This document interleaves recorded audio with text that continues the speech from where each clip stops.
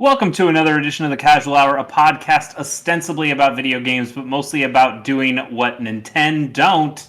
I'm your host for this deep dive episode, Chase Kennecke, and I'm joined by Bobby Pease. Hi, Bobby. Hey. And Johnny Amzich. Hello, Johnny.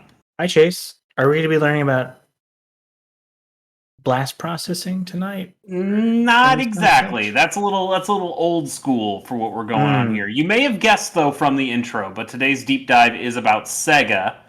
Specifically, we're going to be talking about that attitude. Wait, this episode is you all have about two of those? attitude. I have two of these. You motherfucker. Why in God's name do you have two? Which is two more than probably anybody else has. Yeah, we're gonna be talking about the largely forgotten piece of hardware. It's called the Sega Genesis Super 32X. That was its official early name, but we just call it the 32X for short.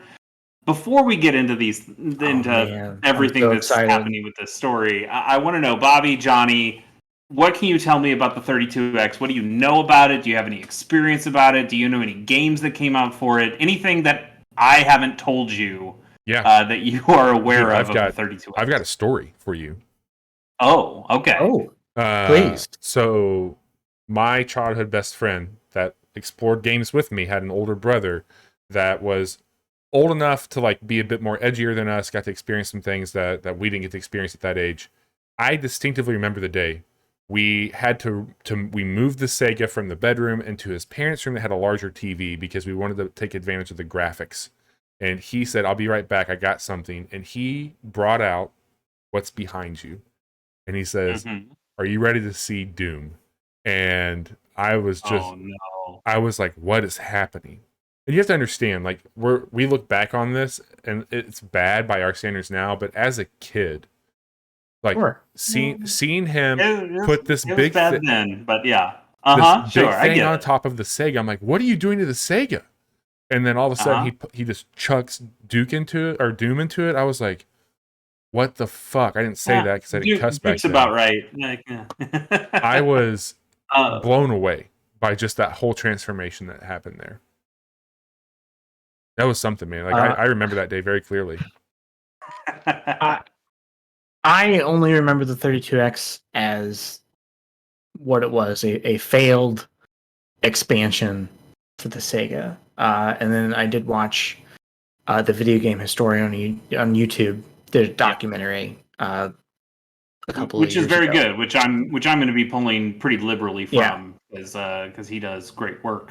And he found some good stuff. Yes, Bobby, actually, they officially would call that mounting the Sega Genesis with the 32X. In fact, that was part of the ad campaign. It mounts the Genesis. Like a hot girl who had like a 32X right in front of her crotch, and she was like on her knees. That was the ad? Putting it into the Genesis. Yeah, that was the ad. There were multiple ads, but dude, things were so edgy. Yeah. Video game culture in the mid. They did what Nintendo didn't. Yeah, they had attitude, Bobby. Sonic taps his foot if you don't move fast enough. True, that's very true. Anyway, so I'm glad you guys at least have some familiarity with this. That's not something I'm usually banking on with these. But this is one of my favorite things. I don't think it's very good. But it is one of my favorite things. It's one of my favorite stories that I believe I've told on the podcast before, but I will be telling it again tonight. But I think it's just a really interesting piece of hardware, and it came at a very interesting time for Sega as well. So let's get in here. Bobby's already got the big screen on me, so I can come over here and show you. This is a Sega Genesis. You guys are familiar with this. This is the Gen 1, I guess. Sega Genesis. Gen 2 when I was I never had a Gen 2. The Gen 2 was a little more square than Hang on, let me get my Sega. Sure. If you are a European listener, you probably know this as a Mega Drive. And look, Bobby's got one. It's that's in just a regular man's sized hands over there. This is the same thing that Chase has. Yep.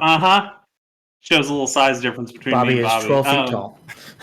It's not too far off. So yes, this is a regular Sega Genesis. We're all familiar with the Genesis. This, though, right here, is the Sega 32X. It's Look at that thing. Look how big the It's box was flat- for that flat. thing. Yeah, it came in a box. Oh man, I like just had some that. like superliminal shit Actually- this happened. I thought that box was like the size of a small. Oh, actually, here I'll be right back. Okay. Can we just take a minute while we're waiting on Chase to talk about how sweet his Pokemon art is behind him? Yeah, dude. Yeah, I need to fix. I didn't glue those perler beads to the pieces of paper, so It's one of them, still like you can so see cool. It's all right. So I have two 32X boxes here. I only owned one 32X for a long time. I honestly don't know where the other one came from. Oh. But the other one, It just appeared in was- your house? I guess so. The other one was complete in box. Oh shit. Like this one's got everything, and I kind of Is don't it want to touch used it. or is it just? I mean, it looks maybe used. I mean, the cord doesn't. Yeah, I don't. I think it's maybe used, but it is all the stuff. So I'm not going to be showing off that one, but I wanted to stack the boxes and do that pretty. Anyway, so this is my original 32X. It mounts like Johnny talked about. It mounts onto the Sega Genesis in the cartridge Jam slot. that down in there? You just jam it in there, and then it's got a cartridge slot of its own. That's a little dirty. Yeah. Am I correct, Chase? Yes. The 32X did not work with the Genesis 3. Was I don't remember. It required a spacer, right? Genesize got real weird. For the Genesis 2, yes, it required. Where the hell did it go? I had one. Here it is. It required this little spacer that would go between the system and the Genesis 2. Was there a Genesis 3? There was. It was even smaller, and like there was no way to make a 32X work with it. Interesting. With the 2, it would just wobble a little bit, which wasn't a big deal. You didn't need the spacer. The spacer was just to make it look nicer. Also, it came with like these electromagnetic plates that were supposed to go between the go in this cartridge slot before you slip this in. Can I ask a really obnoxious off-topic question before you get too deep into this? Always. Is there a world where you can have that stack in front of you and then stack into that the Sonic and Knuckles adapter? You could. It wouldn't do anything. So the 32X does not play Genesis games. You'd have to take the 32X back out. It does fit Genesis games. So here's a regular Genesis game. This is one of the best Genesis games ever, Dr. Robotnik's Mean Machine. I mean, it'll fit. You can plug it in. It just won't do anything. And then did the Sega have a mount for Game Genie also? Was that how that worked on that one? I never owned a Game Genie, so I don't know. I don't remember what that looked like either. I'll look that up. And then this is what a 32X game looks like. I mean, it's similar. It's relatively the same size. It's a little rounder. But looks and faster. And this will also And this will also totally fit into Genesis. It just won't do anything because you need it to be in a 32X. So this would be what the whole thing looks like. Except I don't have a Sega CD that would go over here. I think. Go on this side, and then it came with like a tray that you could buy that would hold all the systems together. And there actually were a few games that required all of this dumb bullshit together. What? You had to have it wasn't many games. I think it was only like 3 games. Oh my god! It required a 32X. It required a 32X for the 32-bit mode. Because the Sega Genesis was originally 16-bit. It required the Sega CD because it was a CD game. You'd have to put a CD in there. So it needed all of those things. That's too many steps. To work. Now, I'm not super familiar with the Sega CD. I've never owned a Sega CD. It's something I'll probably fix at some point. The Sega Genesis, as you can see on the back of this thing, maybe. The Sega Genesis has its own ports for video out and power, and then the 32X also has a video out and a power. So you'd plug in the video out. It's got an AV. It's AV. It's AV. Okay. So you would take your AV and you'd put it in here, so it would connect these two things. But then both of these things would need power, which was stupid. In fact, it was so stupid. Sega sold their own power strip that was just like a black power strip that had SEGA in between the plugs. I would love to buy one of those. I would also love to buy one. I cannot find them on eBay. They're apparently pretty rare. But I would love one. If you have one and want to give it to me, Sega Power Strip. What was it called? It's just called Sega Power Strip. Did the Sega CD require its own power supply as well? That's what I don't know. I'm not familiar enough with the Sega CD. I feel like it doesn't, or I don't know. I don't know. I'm not sure. Anyway, we're going to be talking about the Sega 32X. I showed you some of the stuff. I've got boxes. I'll show game boxes here in a bit. But $150, by the way. It's a little steep for my blood. Anyway, the 32X, as I've just shown, it's an add-on console for the Sega Genesis or Mega Drive, depending on where you live.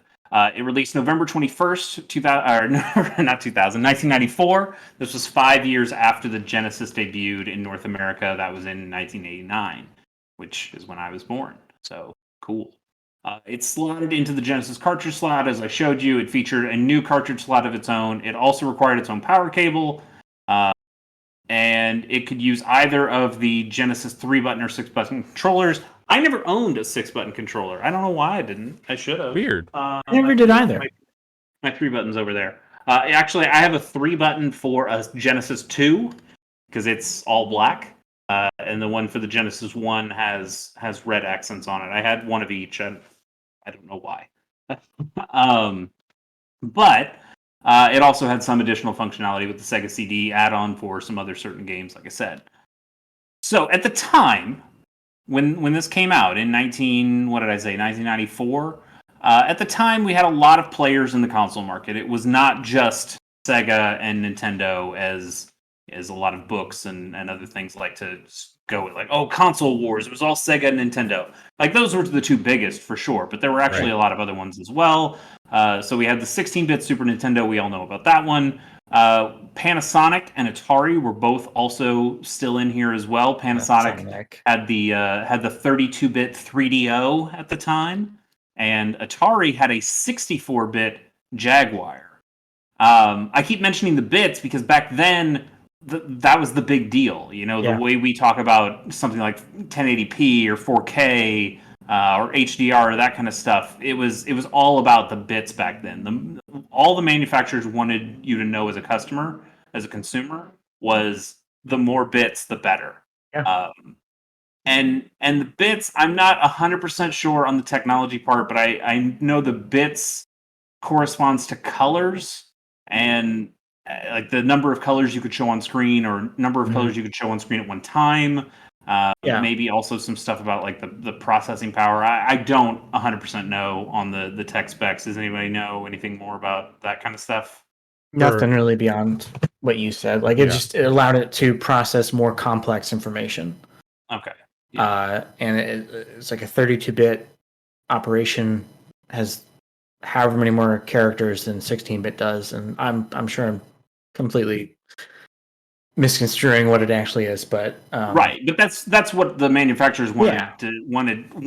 They didn't want you to know what that actually meant, because then Mario it might be 128 was all sure. But 128-bit Mario. Look at how round the sphere is. If the manufacturers would tell you something that you didn't really know, you just knew the number was higher, then you just go from that. And that's what something like Atari liked at the time, because they would show off ads that would just be like, do the math. 64 is bigger than 32. Yeah. It's also bigger than Nintendo's 16. Duh, you should get a Jaguar. You shouldn't have gotten a Jaguar. Really quick, just like the simplest way I can put it, like when we talk about the bits here, I think the easiest way to explain it for this instance is think of it as lanes on a highway. And so that the bit is a lane in which the information can travel. And so 32 bits is more CPU power, sending 32 cars down versus 16. So if each car represents information and data, etc., you're obviously able to get more per clock cycle with more lanes open. And so on these, when we talk about the bits here, we're talking about how much information can be sent per clock cycle. Yes. And if we use that analogy of an interstate with 32 lanes all in the same cycle, that means that you're getting 32 the information per cycle versus the 16 that was there. So it's more CPU based and more information handshakes, but it's all done on like these cycles that are happening, these clock cycles, and how much they can do. So when we talk about these other consoles, I think that's probably the easiest way for us to chat through it when we do it there. Just wanted to put that out there. Okay, that's super interesting to me. So Sega Genesis had been 16-bit, and again, it had been out for 5 years at this point, which is basically a console cycle, at least back then. These days, they go for much longer, it seems. But back then, about 5 years seemed to be kind of the standard. And there was some pressure from Sega of Japan. So Sega is originally an American company, but then they bought a company called Service Games of Japan, which is what Sega is, Service Games, SEGA. And they had a Japan office, and that kind of became more of their main office. This is not supposed to be all about Sega. This is more about the 32X specifically, so I don't want to get too far into that. But there was some pressure coming out of Sega of Japan to say, hey, we want, like, the Genesis is doing well in America. It wasn't actually doing all that well in Japan, but they wanted something new. They're like, okay, can we get like a 32-bit Genesis out there? And Sega of America was saying, no, like, we're doing great. We just hired this new CEO a couple of years ago. What's his name? I got it here somewhere. Tom Kalinske, I think? Yeah, Tom Kalinske. Okay. He'd made a really aggressive push when he became the CEO of Sega of America. He cut the price of the Genesis. He replaced the original Altered Beast pack-in with Sonic the Hedgehog. He greenlit this new marketing campaign that I referenced at the beginning. Genesis does what Nintendo don't. And it actually, despite being an older system, it had been on the market for a few years at this point, people started really gravitating towards Sega and buying the Genesis en masse in America. That wasn't really the case in Japan, which is why Japan is going, hey, can you make something new? Can we get something new out there so people of Japan might be more interested in it, because we're just not doing great right now. We're getting killed by Nintendo and some of these other companies. So, and they also had a lot of great games coming out. At least the Americans did. You had the aforementioned Dr. Robotnik's Mean Bean Machine, one of the best Genesis games ever. But you also had games like Rocket Knight Adventures, Shinobi 3, NHL 94, Mortal Kombat 1 and 2. Dude, those NHL games are so good. They were really good. 94 especially was one of the big ones. Rock and Roll Racing, Sonic 3, NBA Jam, Streets of Rage 3. Lots of quality titles coming out around this time. And that's because Sega of America was investing in a lot of those titles as well. And that's what was kind of putting it back on the map in America. Anyway, with sales up in the US, Sega of America was kind of against scrapping all of their hard work for just a brand new console. But since Sega of Japan was really only asking for a 32-bit Genesis, they kind of thought, and also crucially, they wanted this out for the 1994 holiday, which only gave them, I think, less than a year to actually make this and get this out. Not much lead time. No, not at all. And Sega of America was thinking, this feels really rushed. It feels really reactionary. That we're just kind of responding to this pressure that the 3DO is 32-bit and the Jaguar is 64-bit. We just this is a band-aid of we just need a 32-bit Genesis. That's not quite gonna cut it, but to just kind of appease Sega of Japan while also allowing the Genesis to continue selling as well as it was, Sega of America developed a number of different 32-bit prototypes that would be add-ons for the Genesis, and the winner of that was codenamed Project Mars, and that would eventually become the 32X, or the Sega Genesis Super 32X, or just the 32. Rolls off the tongue. Just right there. Rolls off the tongue. Yeah. So it didn't just approve the bits, but it also allowed for 3D graphics and more sound channels as well. And like I said, Project Mars would become that 32X. So, there you go. That's it. Sega got its 32-bit add-on for the Genesis, and they released it November 21st of 1994, just in time for the holidays. And then, let Sega bring over more faithful ports of their arcade games like Virtua Racing and Virtua Fighter. And, that's pretty much it. That's it, right? Oh, yep. Wow. There's actually one other tiny little detail. So like I said, the 32X released in November 21st. Yep. Okay, so like on November 22nd. That's the next day. Yep. Oh, you don't mean of the next year? No, this is of 1994. Yeah, okay. It was like the very next day. The very next day. Yeah, what? Things are going great. Yeah, certainly. 32X is selling gangbusters. Like, it's been out for one day. Why not? Everybody's super excited for it. Sega also released the Saturn in Japan, not in America. The very next fucking day. God damn it, Sega! What are you doing? I don't understand. Can you just imagine, like the fucking boiler room situation that happened with Sega? Wait, Bill did what? He pushed so it it's out? not. It's out. It's not exactly like that. I did that more for dramatic effect. America did know that the Saturn was coming. They were aware of this. Which was one of the other reasons they didn't want to make. They didn't want to make the 32X. They're like, "What are we doing? We have the Saturn in development." The problem was Sega of Japan didn't think they could complete the Saturn in time for the holiday, and they really wanted that 1994 holiday money, which is why they said, "Just get us a 32-bit Genesis. Just get something out the door, so we can have the Saturn." But the Saturn finished in time, at least in time for Japan. And that's not good if you're a person who's thinking about buying a 32X. No, it's not. Even worse, it came with an even better arcade port of Virtua Fighter packed in with the system. You really need to look at these two games side by side and just tell me which one's better. Bobby, that is link 1 for you to please click on for me and to show our viewers and ourselves. Yeah. Like, which version of Virtua Fighter would you prefer? And I found a great video online that showed off, both of them side by side. You could see Genesis here, or 32X on the left, and Saturn on the right. Like, look at the texture on the ground. Like, it's already way better. The skybox is basically the same. Well, look at there's just much more detail on the Saturn. Look at the shadows, also, but look at the. So they're moving, obviously, but you got the detail on the face right there with the eye happening on the right. Yeah. But there's a jittering, the framiness that's happening. It's super choppy. Yeah. Way fewer polys. Yeah. Like even the shadow there with the logo. So which one are you gonna buy? You can cut back off of that, Bobby. But people.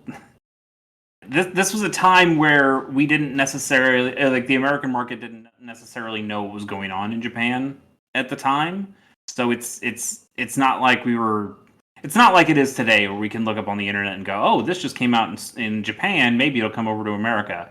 There was a lot less of that. A lot less of that was known by normal regular consumers. So I think that's what Sega was banking on, is that they could thread this needle and let the 32X be out in America for a while, and let the Saturn sell in Japan, and then eventually they'd bring the Saturn to America.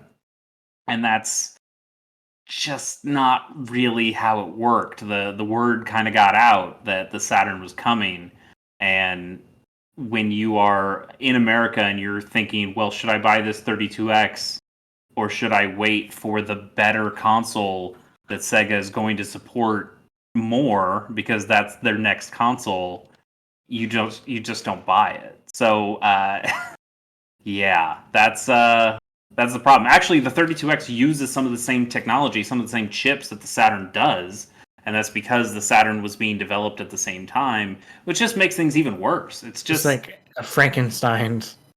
Yeah, like what is this hobbled thing out together here for? And honestly, they'd already dealt with this problem. The Saturn, or not the Saturn, the Sega CD had basically gone through this a couple years prior. The Sega CD, I think, came out in '93, maybe even '92. But that had also been kind of a commercial bust. People just didn't feel the need for that, and it was another reactionary thing of, oh, some of these other game consoles are using discs. We need to have something that could play discs, and they did. And you could play Night Trap. That whole time period is just so interesting. What's crazy too is, so when the Saturn launched, it was $300. I mean, it would stay 300 for a few years from what I'm reading here. But the crazy thing is the 32X was 160 at launch. Yeah. And that was part of their point. It's like you could buy a brand new Atari Jaguar for hundreds of dollars, or you could get basically the same kind of power out of this thing that you already have. Like, you already have a Genesis laying around and a bunch of games. You don't have to get rid of all those things. You could just buy this $150 add-on, play all of your old games, but also play these new games as well, and feel that 32-bit power going through your system.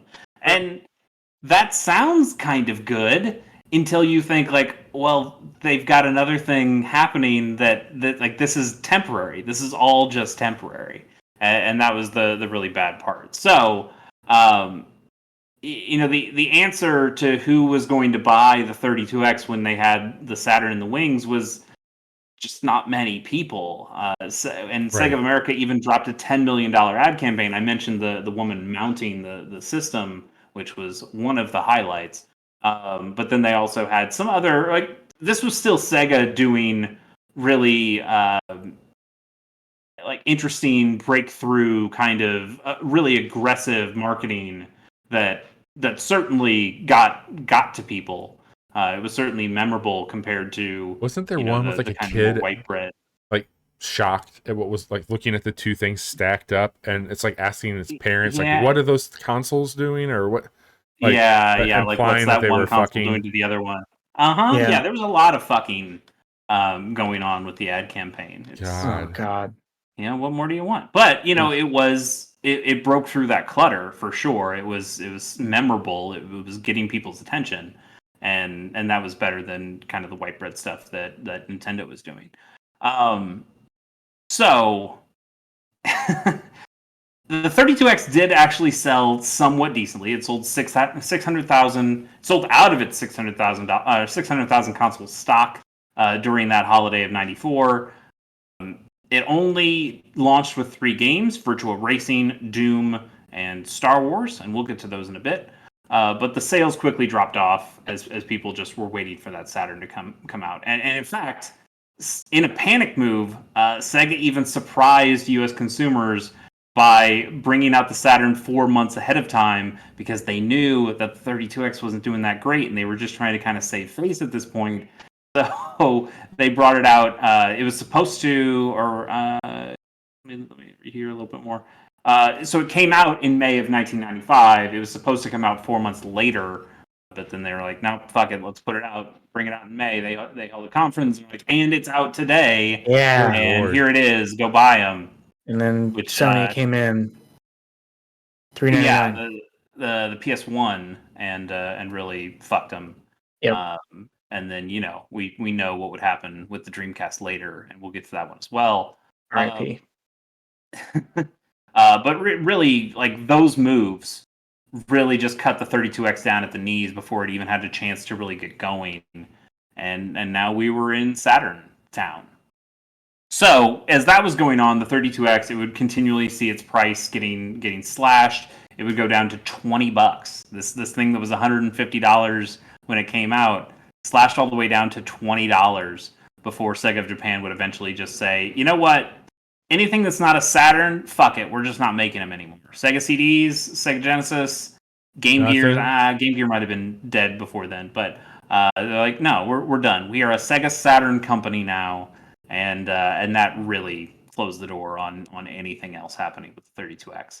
Of course, as Johnny mentioned, it would all get its lunch eaten by the Sony PlayStation that came out in 1995, and then the Nintendo 64 would come out in 1996, and then that happened again the next console cycle, and that's why Sega doesn't make hardware anymore. That's why they're a software-only company. They just kept making poor timing decisions. I mean, it really. I guess I didn't put it all in perspective here, but the foundation began to really corrode with the 32. Like, this is it. This is what did it. I mean. Yeah, I mean, I would say the CD probably started it. Of like, here's a really reactionary, weird move that didn't really do anything, and it had basically one good game in Sonic CD. But yeah, the 32X I think is probably easier to blame. It's easier to point to and go, this thing didn't sell well, and that's and just the timing of it all kind of came down. Anyway, this came out before the CD, 32X. Right? No, it came out after the CD. So the Sega CD was really like the first ever DLC for consoles, right? Probably not. I mean, we've had been some weird stuff. There's definitely been some weird stuff that have been like add-on things. Like you had the Famicom disc system. Yep. That would have gone on your Famicom, and you could put discs in there. Diskettes, not like CD discs. There were certainly things that attached to consoles before, and Sega had made a ton of other add-on stuff. Like they had like a multi-tap adapter thing where you could plug in more controllers. They had like they had their own gun thing. Like motion Nintendo control had the zapper stuff. They had their weird-ass motion control thing that didn't do anything. What was that called? Like the Sega Renegade or something like that? It had some dumb name like that. It started with R. I don't think that was what it was called. But yeah, like Sega was used to making dumb shit for the Genesis. Sega Activator. And other systems as well. Activator, thank you. They also made another thing that was an adapter for the Genesis that you could play your old Master games, Master System games on it. So backwards compatibility, DLC backwards compatibility. There, it was a virtual console, if you will. It was an analog console. It's nothing virtual about it. But from a hardware standpoint, yeah, the 32X was a failure. But guys, what about the video games? We care about the software here on the Casual Hour.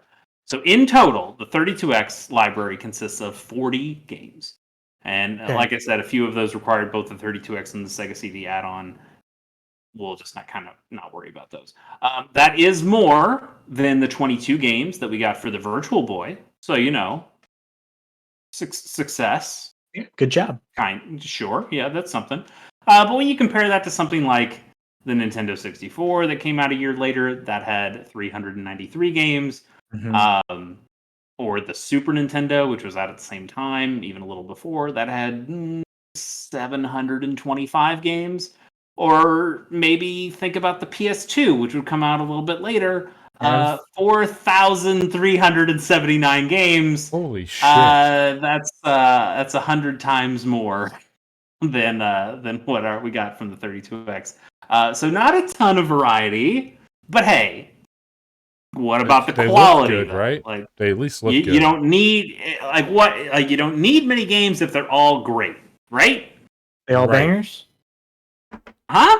Well, Virtual Racing was a pretty good port of the arcade game. It was more impressive than the Genesis version.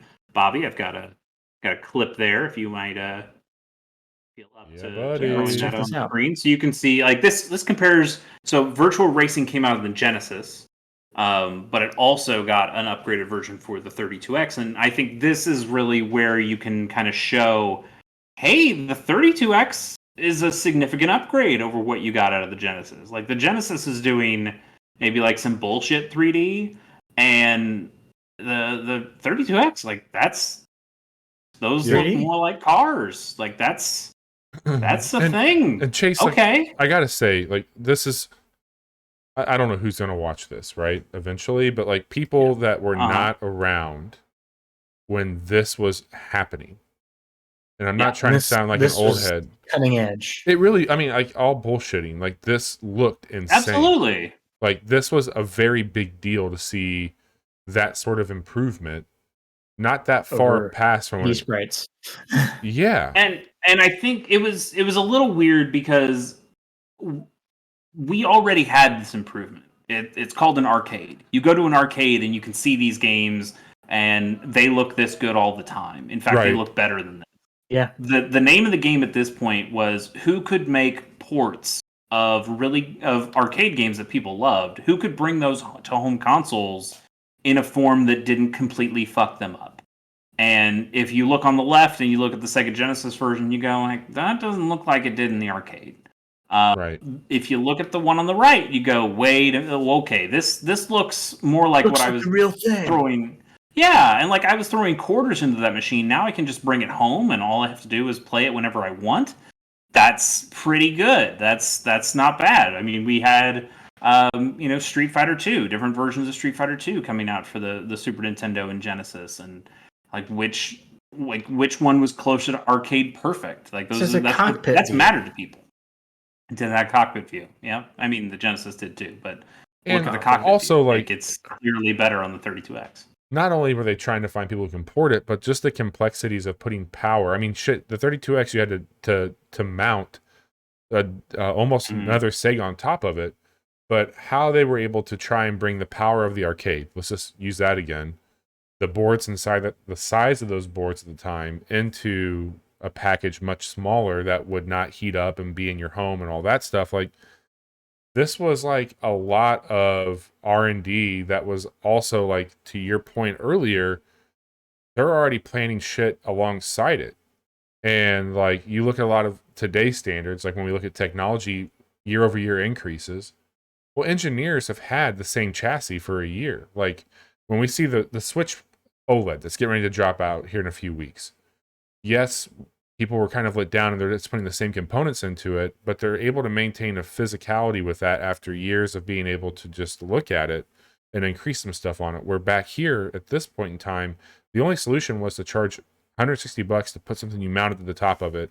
And I think that that's pretty crazy to think about whenever you look at alongside they're trying to port things from an arcade into a device that is in people's homes with the same power. It's wild to think about when it was going down. Yeah. Bobby, why don't you throw it back onto me? I'm going to show you. My collection of games. I had four games for the 32X. A tenth of the library. And like I mentioned, Doom was one of those. Bobby mentioned playing Doom as well. The box and everything. Yeah, I've got the box and everything. Looks like some pretty good shape. Nice. Got the manual in it too. Yep, it's good. I like the way it slipped out. It's got like this. Put your game in there. Good stuff. Anyway, this was not a good version. It was. You're telling me this wasn't the best way to experience that game? The game that famously can be played on pianos and toasters and all sorts of bullshit. 32X is maybe one of the worst ways to play Doom ever. And still to this day, the only way I've played the original Doom. I have never played the original Doom on anything except for 32X. Yeah, I should. I mean, I did buy it on my Switch and then haven't played it, but I do have it there. It's the PC version. It's the real version. It doesn't have any of the missing parts that the 32X version does. Let me run through this here. So many levels in Doom 32X have just been cut entirely, and the ones that are in there have some elements like stairs or elevators just missing out of them because it was easier. It also had it had a little bit of a border that went around the screen. So the screen was actually smaller than what you're used to, so it could run faster.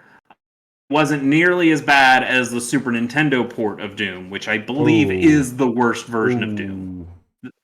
That one is the worst. But probably not as good as the Game Boy Advance version of Doom, which is saying something because that is also, by all reports, a pretty bad version of Doom. Look where we're at now. Thanks. We had to walk before we could run, everybody. So I didn't put a video of this one out there. There are tons of videos of people doing comparisons of all the different versions of Doom, and I think those are worth a watch just to kind of see. You know what? Like the 32X version, in just the way it looks, actually kind of holds up. It's just that one, it was a little bit rushed, like everything else was with the 32X, and that's probably more why it was missing features because of the rushness more than it was the technological standpoint. But the tech wasn't super there either for it as well. And lastly, well, not lastly, I've got another game we'll talk about as well. But Star Wars. It's a game. It's a game. Well, I don't know if you guys care. I don't know if you care about this game, but I know we at least have a couple Star Wars fans here. In two of us in this here old podcast. Yeah. I hate Star Wars, obviously. We know. But I did own this Star Wars Arcade specifically for the 32X, and it was a system seller because people knew the name Star Wars. Yep. But it was also pretty drab, pretty watered down arcade experience, and it only had 3 levels. Bobby, you wanna throw the video of Star Wars for the 32X? Yes. There, so people can see. 3 levels. 3 levels. How much money did Johnny, those cartridges this cost? is a game designed for you. Yeah. Short games. I don't know if I ever finished it though. I don't know if it was just hard or if I was bad at it or if I just didn't know what the fuck was going on. I mean, it does look. It's got a cockpit view. It's you're doing Star Wars shit. You're doing kind of some Star Fox shit. I think Star Fox is a much better game than this. Danger. But you could choose between the X-wing or the Y-wing. It had some doesn't look terrible. scenes. It doesn't look terrible. It's just really repetitive. It is a lot of this, and that's kind of it. And because it's an arcade game, look, it's got that big timer up in the top middle. Like this is not like a home console kind of, hey, you can do what you want here. You were on the clock. This is an arcade game. I don't like this game. I don't like this game very much at all. But I did play it quite a bit because it was one of the 4 games that I had. We'll talk about the 5th game or the 4th game I have, the last game I have here in a bit. But some of the other games that were relatively important, other like somewhat decent ones. There's a game called Tempo that I think is a really visually interesting game. Bobby, I think I've got a clip of this one as well if you want to show that. It's a side-scrolling platformer. It actually really reminds me of Flash animation in kind of its Although Flash wasn't even a thing at this point. It wouldn't come until a year. Like Adobe wouldn't even make Flash, or not Adobe, Macromedia wouldn't even make Flash until a year later. So it's it's an originator, I guess. But I think it's got a really great style to it, and it looks really smooth. Yeah, it's not a 3D game like some of these other games we've shown, but like look how smooth that spin was by the character Tempo. Like there's honestly just a lot of personality. This sprite animation is really impressive for what this is. Yeah, this looks really awesome. cool. It's got that parallax scrolling going on in the background. Yep. It's nice. It's a cool thing. I would actually like to get a copy of Tempo at some point. But there were some other games as well. The 32X had some strong midway arcade ports, including WWF WrestleMania, the arcade game, which was kind of more like a fighting game than it was really a wrestling game. It also had Mortal Kombat 2, an NBA Jam Tournament edition. Those are also just like mainstays. Those were big games at the time, and people would want to play them. I don't know if the 32X versions are the best versions of those games either, but they're options, and they would run probably run better than they would on a Genesis. But in all this talk of Sega systems, the 32X specifically here, one thing kind of conspicuously missing, and that is a Sonic game. Technically, the 32X doesn't have a game that features Sonic the Hedgehog, which seems like a dumb idea. I mean, you need the blue blur on there, man. I mean, you do. You need the blue burr. But what if instead though you had a game called Knuckles Chaotix, Oh, which I would think that was way more dangerous than Sonic. yeah, that sounds. I mean, Knuckles is cool. Knuckles is cool as shit. Knuckles He's just edgy. came out like the He year just got before. cooler this year too. Like, well, he gets cooler all the time, right? Knuckles had just come out in Sonic 3. It just debuted in Sonic 3 a year earlier. So, like, I believe Sega is like, hey, we should probably make another game with this Knuckles guy. People kind of like him.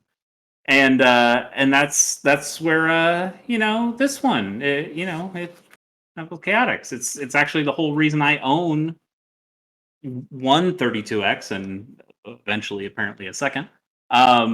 So let me tell this story and then we'll talk a little bit more. So I'm pretty sure I've told this on the podcast before, but I'm going to say it again. When I was young, and I guess still am, but especially when I was young, I was deeply into Sonic the Hedgehog. Not just the video games, but I would watch the morning cartoon, and I would watch the Saturday morning cartoon, which is a completely different cartoon with a completely different set of characters, other than Sonic and Tails. They were both still in it, and Robotnik, I guess. I loved all those things quite a bit. I had a friend in school, and he was just as deep into Sonic stuff as I was. And we read the comics together. We had a lot of those Archie Sonic comics. I owned a lot of them. You still have those? Yes, I have them somewhere. Actually, you know what? You want to wait for like another half second? I'll be right back. Yeah. Okay. Yeah. All right. Talk amongst yourselves. So, I remember when I think I've talked about this on the show too. I'll be quick. I did not know at the time that my parents had already wrapped a Super Nintendo for my Christmas present. We were just getting into Arkansas to visit family, and my cousin Jason had just got a Sega and was already hooked up prior to Christmas. We go into their house. He shows me Sonic for the first time, and I could not stop talking about how much cooler Sonic was than Mario. Oh, no. And I didn't know about this, but my parents later on were like, "No, you're a Nintendo kid. You're a Nintendo kid." And I was. They probably made the right call for you. Yeah, I would say so. Yeah. So I think my official comics, my original comics, are in a box or a suitcase somewhere. What I do have though are the kind of like omnibuses that they made. This wasn't a ton of time ago, but I've got quite a few of these. Oh, cool. Because I just like Sonic. Also, I've got the I do think they're neat. Also, I've got the ones they made of the 4 that they made for Knuckles specifically. There was a Knuckles spin-off comic that was my favorite thing. It was really bad. It was really up its own ass. It got into like politics of the echidnas. What? It's not great. I loved it though. I really, really loved it because I was just super into Knuckles at the time. Unfortunately, though, for these archives, this is getting off topic, but they never finished them. They decided to drop the Archie comic, and they also decided to just drop making more of these omnibuses at some point. So, they don't even have the whole archives, which is bad. It sucks. So those are all, relatively useless now. I mean, not useless, but anyway. You don't have the full set.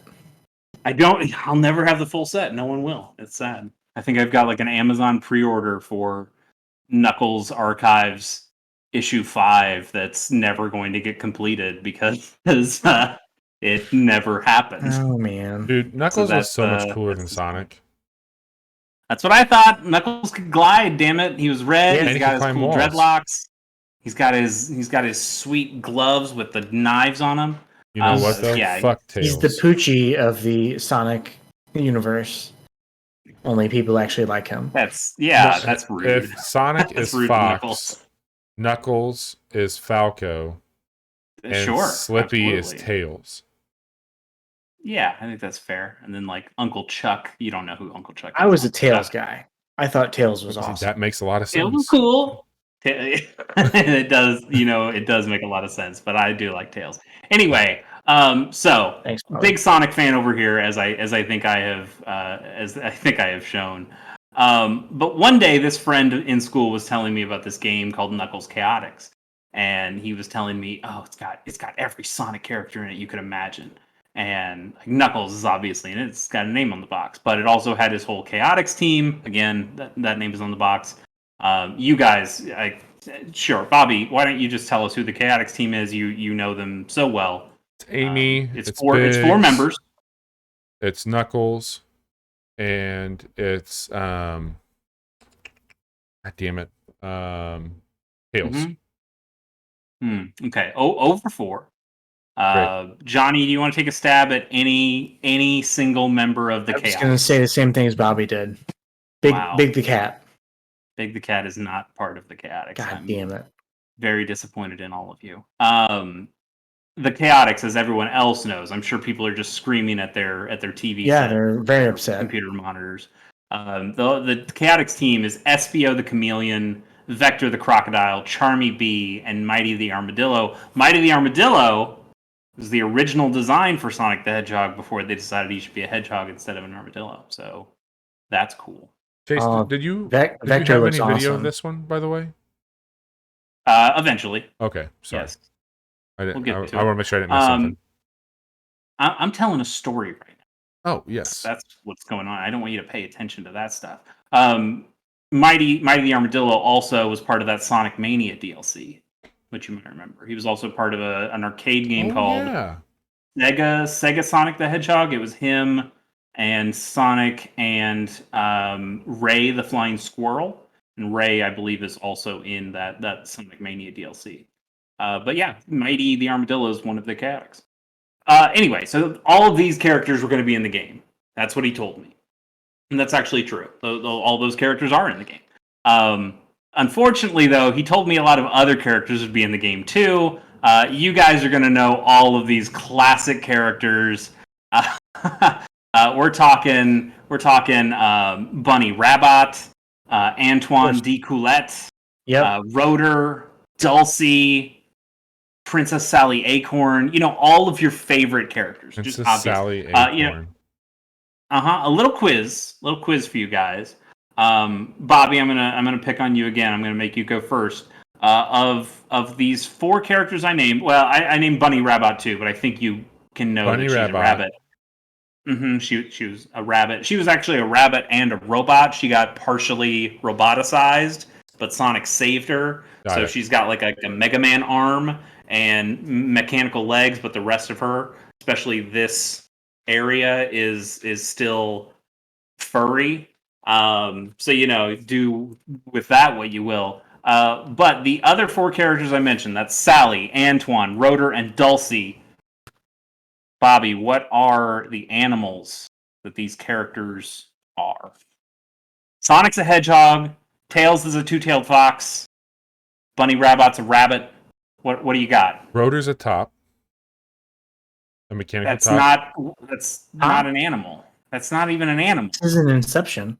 I gave you a hint in that they're all fucking animals. Rotor? Uh-huh. Is it a rooster? Is it a chicken? It's not. Why don't you try somebody else? How about Antoine D. Coulette? Antoine D. Coulette. What is Antoine? He's an alligator. I looked it up on the Sonic fandom wiki, so I can't. Oh, Johnny, you were going to be my... damn it. Okay, fine. That's all right. Well, this is all Bobby now. Bobby, Princess Sally Acorn. Big hint there, if you're smart enough to find it. She's a bird. A squirrel, maybe. Maybe a squirrel. Last chance. Well, maybe a squirrel? I did say acorn. Maybe a squirrel? God damn it. She's actually a chipmunk. So you were still wrong, but close. And then finally, Dulcie. I'll give you a hint here. The animal starts with D. Dolphin. It's not even like a real animal. She's a dragon. There you go. Bobby did it. Dulcie's a dragon. He looked that up. I'm sure he looked that up. No. There's no way he didn't look that up. Johnny, I know you have this in front of you as well, but Princess Sally Acorn's a chipmunk. Antoine is a coyote. Rotor is a walrus. We all knew that, and Dulcie is a dragon. So yeah, interesting. Like in the comic book and the Saturday morning cartoon that all these characters were also featured in, Rotor is the one who's got the wrenches. He's the mechanic, and Tails is not. Tails is even more useless than normal. Poor Tails. So Tails was just really doing the sidekick job back then. I mean, it was mainly just because he could fly. Yeah, like he could support Sonic every once in a while, but he just wasn't as fast as Sonic. Yeah, that's kind of the deal. Anyway, this was pure bullshit. These characters did not feature into Knuckles Chaotix whatsoever. And I did not know that because I had been led astray by my friend in third or fourth grade. Betrayed you. He did. He really did. It's one of the dark spots between us. But I didn't know that at the time, so I begged my dad to take me to the local Slackers CDs and Games, which was a fine regional video game and CD seller. And it turns out. And again, like this is at a time this came out in 1995 or the 1994. The system did. Mm-hmm. I did not get this in 1994. I got this much later as I was growing up. My parents were able to fleece me enough where I didn't know the brand new shit. So anything I learned about was still a handful of years older. So we got stuff used, which good for them. I'm glad they were able to keep that going for quite a while. So I begged my dad, I needed this game. We found it and at the Slackers CDs and Games, and it turns out it's not for the Genesis, it's only for the 32X. And I'm over here going, okay, my dad, he's not really a cheapskate, but he's also not a person who makes a lot of frivolous purchases. And when I realized that getting this game meant that I had to get a whole new video game console to go with it, or it's an add-on, but whatever. Yeah, same difference in your parents had. Right, it's like this isn't happening. It's over. Well, let's just go home. Fuck it. Yeah, it's not gonna happen. But in a miraculous turn of events, one of the coolest times that my dad has ever done anything, he's like, all right. Let's get the fucking thing. Let's buy your console. Do you remember how much it was at the time? Because I don't. Months later. I don't. I did try to look it up. I doubt we got it for $20. But I bet it wasn't the full $150 at that point. And I bet that had a little bit to do with me actually walking out of that. You should ask him if he remembers. He definitely doesn't. He didn't even. The last time I've told him this story, which was years ago, he didn't even remember this happening at all. Oh man! And I had to remind him, like, yeah, we went to the Slackers, we bought this thing. He's like, I don't know what you're talking about. Was this more of like like if he wouldn't have done this, it would have just been a really uncomfortable car ride of you pouting? Is that what this would have been? Almost assuredly.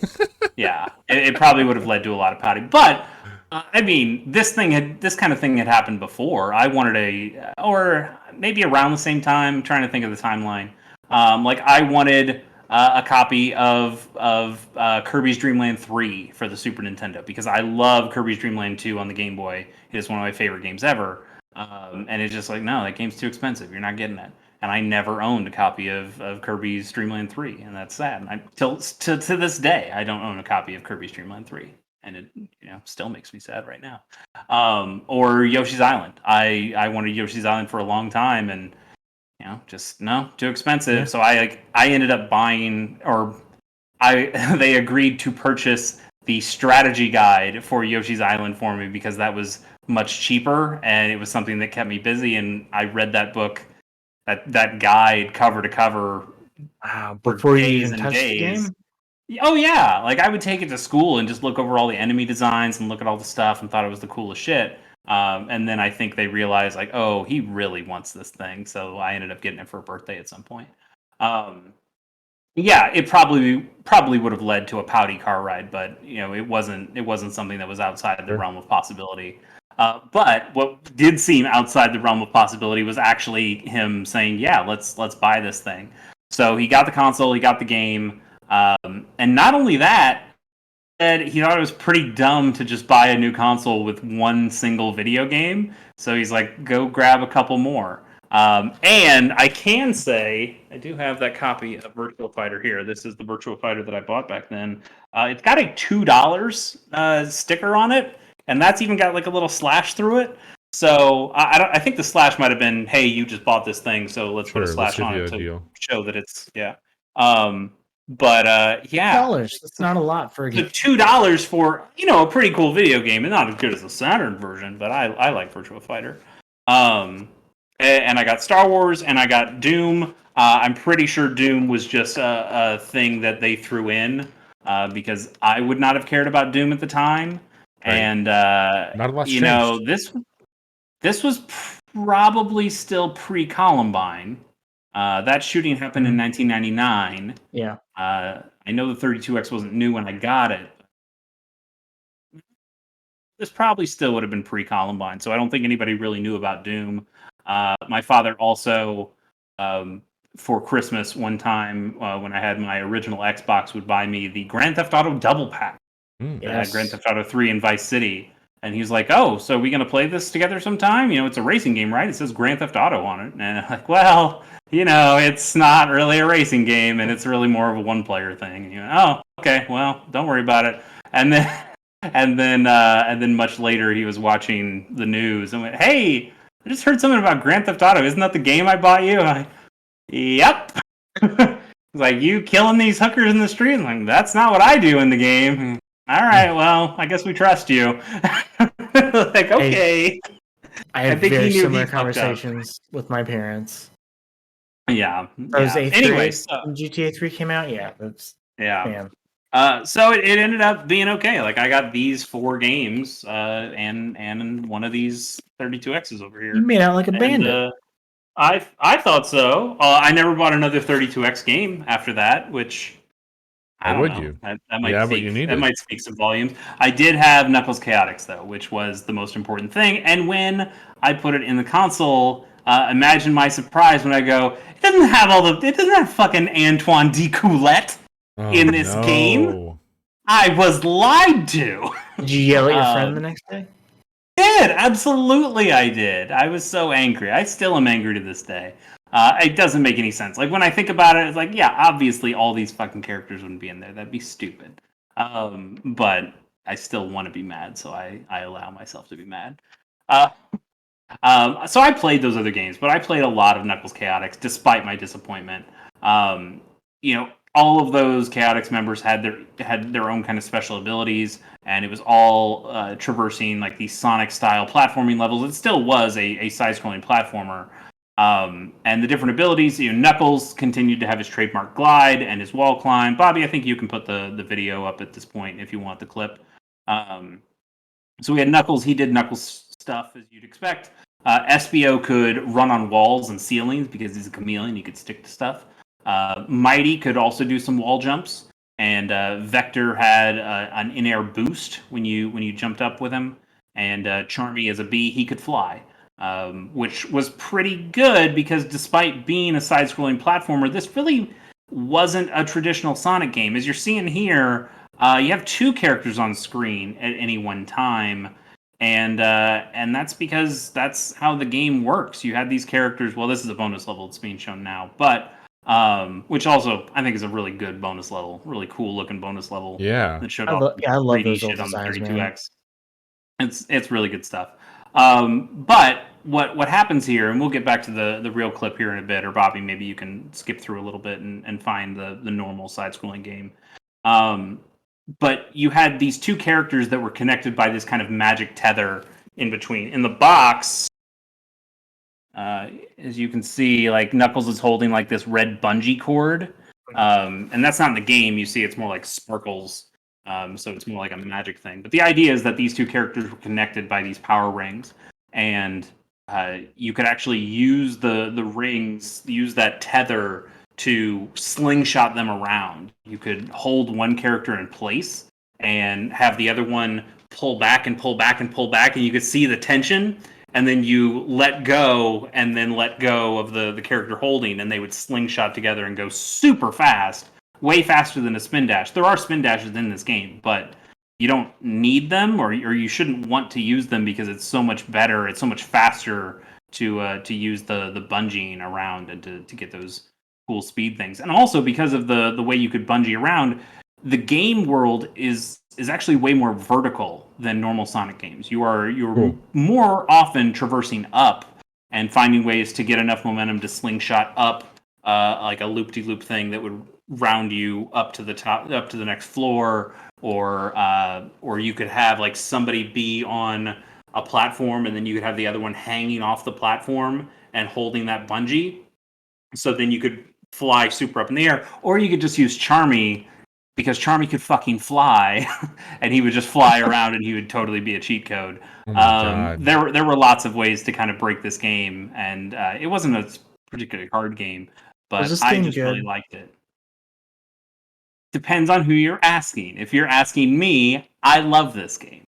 I really genuinely do. I think it has some of the best music in all of video games, which is weird because it's not made by Sonic Team. It is not made by the traditional composers of Sonic the Hedgehog music, which is very good music. I love Sonic the Hedgehog music. It's some of the best ever. But if you guys probably don't remember this, and certainly nobody watching remembers it, but a long time ago, when this was a podcast and not a video Twitch live broadcast thing that we do, we used to have these. I guess they were deep dives. It's kind of what we the call music episode. The sound of video game music episodes. Yeah. Yes. Yeah. No, that was like an original deep dive. Yeah, and on one of those, I know I featured a song called "Door into Summer," which is one of the first songs in Knuckles Chaotix, and it's a banger. It just rules. It's so good. But I really like this stuff. I mean, I'm also a fan of the comics. I'm a fan of these characters. These characters would show up in the comics a lot, especially the Knuckles-focused ones. There are also another couple of characters in this game that I haven't mentioned. One of them is being shown on screen right now. His name is Heavy. He's a robot. He is heavy, and in fact, he weighs you down more often than not. These are two bad characters you don't want on your team. You never want to get Heavy, and the other one's name is Bomb, and he's basically just a bomb who will randomly explode and hurt your team, and you'll lose your rings. So you kind of not want to have those two on your team if you can avoid it, which you can do because there are ways to switch who you have in at any one time. In between the actual levels, you go to what's called the Combi Catcher, which is basically just like a mini game. It's a claw game, and it shows all the different characters, and you can pick at the right time to grab them and put them in the Combi Catcher, and now they're your partner. Or I think you can get some one-ups that way. And then there's another mini game because this game is weird in that it's not a traditional Sonic game. You're not just going through, Emerald Hill Zone 1, Emerald Hill Zone 2, Emerald Hill Zone 3. Side things happening in this. Yeah, you actually or video we're watching. The way it works, it's kind of like a pinballish kind of thing, or more like a roulette wheel. There's a roulette wheel going of the different stages. I think there's 4 or 5. I think there's 5. But it'll just keep spinning, and you're supposed to hit this thing at the right time or whenever you want, and it'll stop on one of the levels. And then you go do that level. And I think each level has 4 or 5 acts in it. So then you'll get thrown back out to this carnival thing where you can do all your mini games with the Combi Catcher and the level select. And then you hit that thing again, and it could give you the same area again, and then you'd go and do the next act. Or it could give you a different area and you do the first act of that one. So it was kind of non-linear in a way where it could pick which level you were going to play at any one time, but it would keep your progress on those different areas, and you would just continue until you finished all of them. And then once you finished all of them, you would go to the final battle with Metal Sonic, and holy shit, Metal Sonic was cool as shit. Still is. Still is. I love Metal Sonic. He's one of the best. He's a real one. I really do love this game. Probably not very good. But a lot it means of people a lot at the to time. You. Nostalgia. It definitely does mean a lot to me. And you could even play this game in co-op. You could have 2 people, each one controlling one of the characters. That's really cool. It is cool. I would not suggest playing it that way because it's terribly I'm a nightmare. frustrating. Oh, it'd be so frustrating. It's so easy to grief people and just hold your position and just stop everybody's momentum super quickly. Like the new Super Mario Brothers games.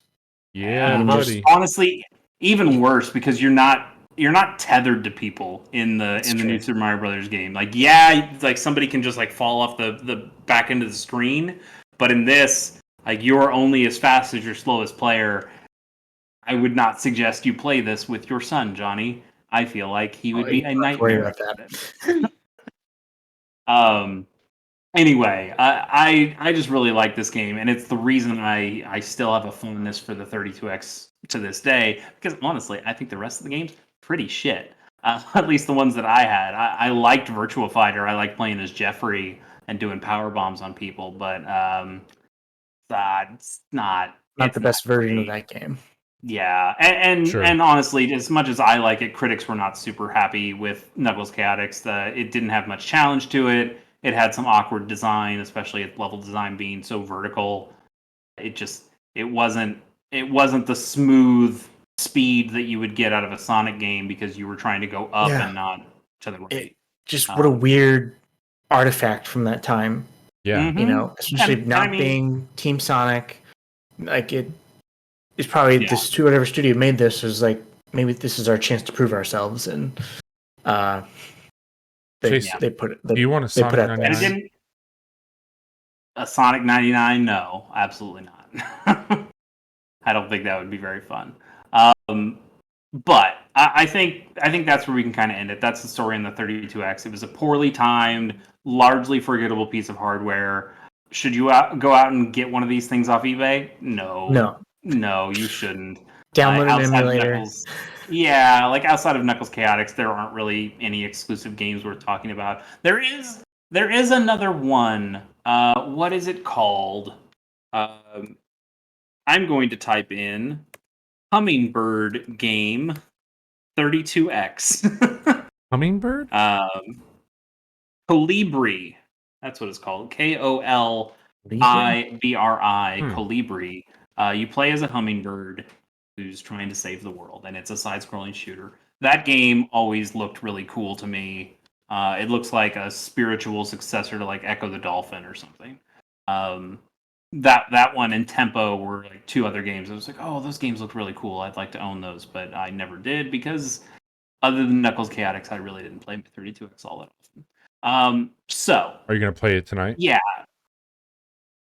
No, I'm not. I do have Knuckles Chaotix on my emulator, so I can go back and play that whenever I want. And it's nice that I can listen to Door into Summer on my iPhone as many times as I want, because I definitely have that song and all the rest of the songs, and they're very good.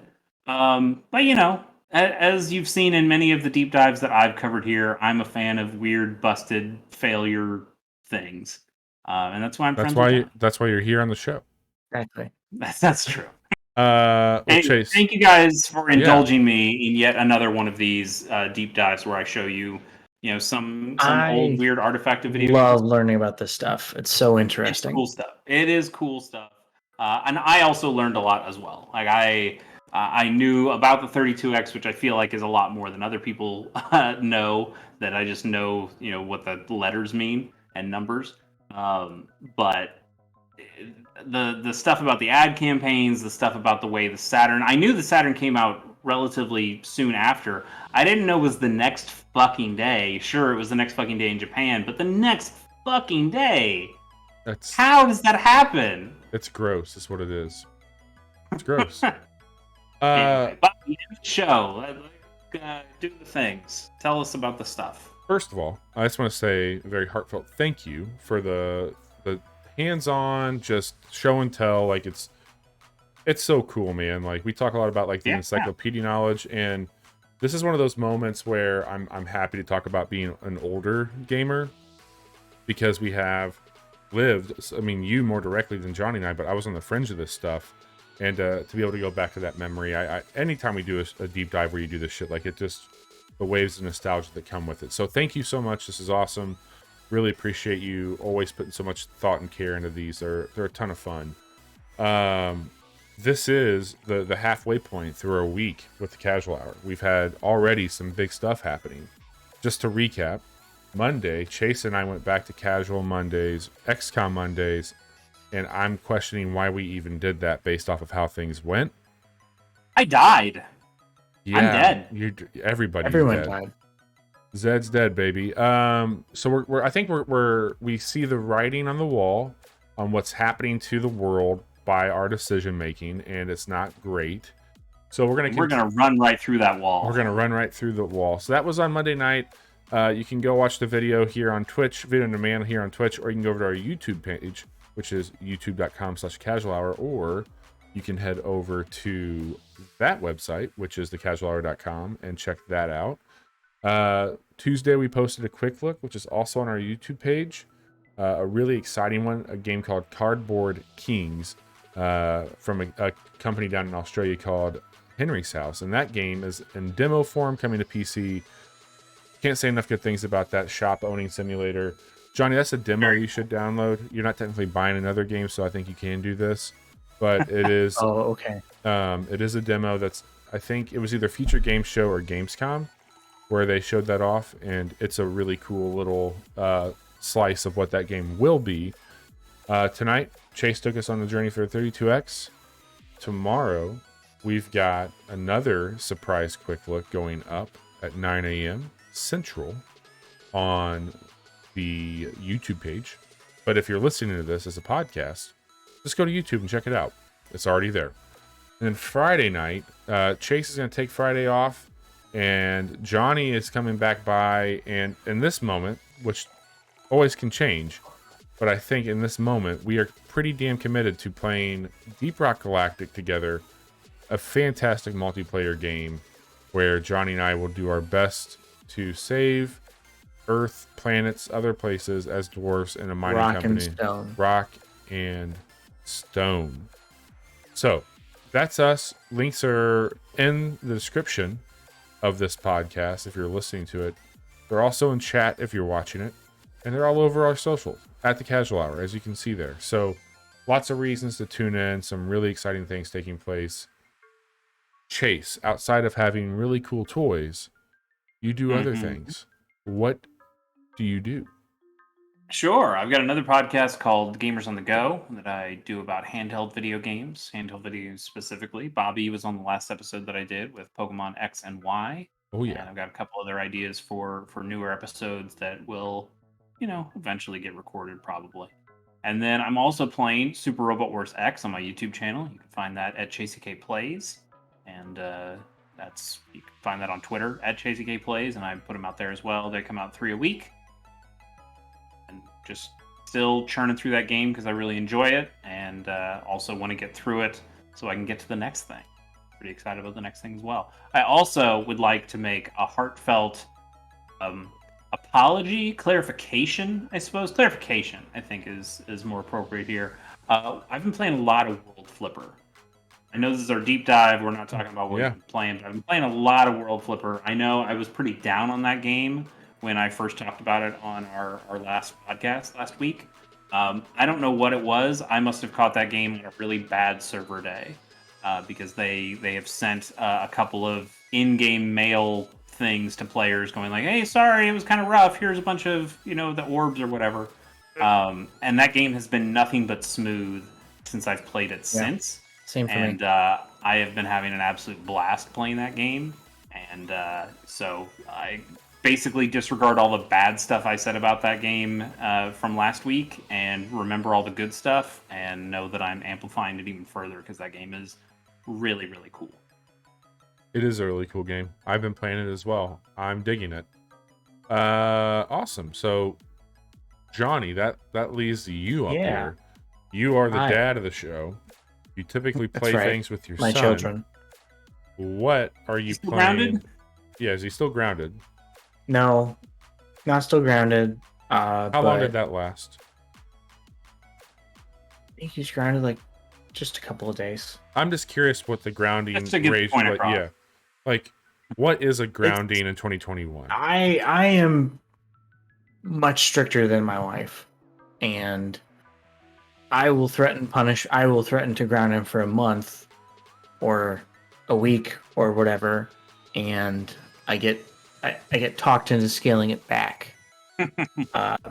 So I'm much harsher than she is, which is funny because I don't know.